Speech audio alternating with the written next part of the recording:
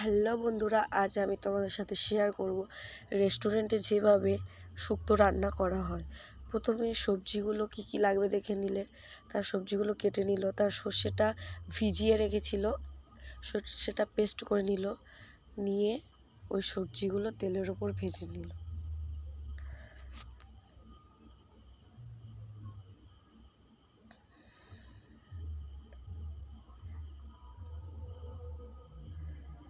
ভেজে নেওয়ার পরে তারপর কড়াই তেল দিল, দিয়ে তেজপাতা রাঁধুনি বলে একটা মশলা সেটা দিল, দিয়ে একটুখানি নেড়ে নিয়ে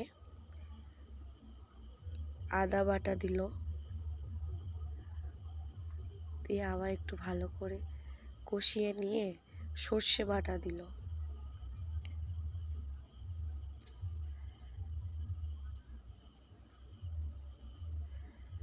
সর্ষে বাটা দিয়ে ভালো করে আবার একটু নেড়ে নিল। পরিমাণ মতো নুন দিল,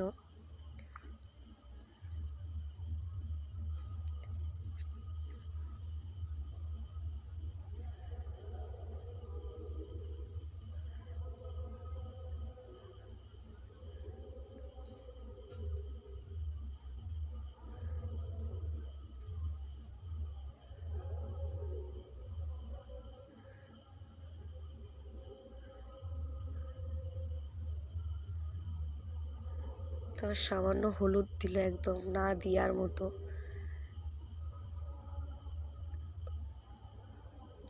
তারপর একটু কষে এলে ভালো করে জল দিয়ে দিল।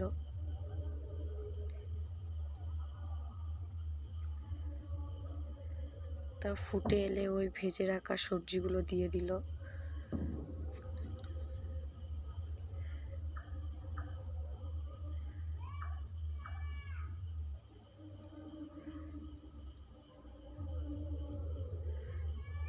তা কোকোনাট দিল ফুটে এলে।